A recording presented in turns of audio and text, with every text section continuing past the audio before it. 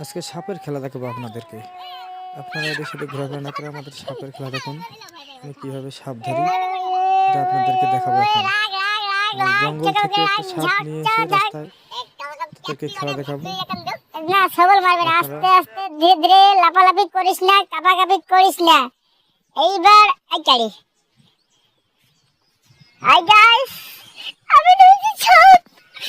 ওরে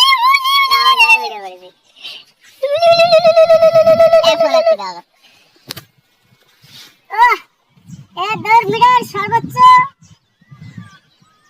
কত দূর যাবে? লাফালাফি করিস না, কাপাকাপি করিস না, আস্তে আস্তে সবল মারিস। এই জোর কাস না, আস্তে আস্তে। তোর না পেলে আমি খাবো, তোর বাপ আমি, তোর জম।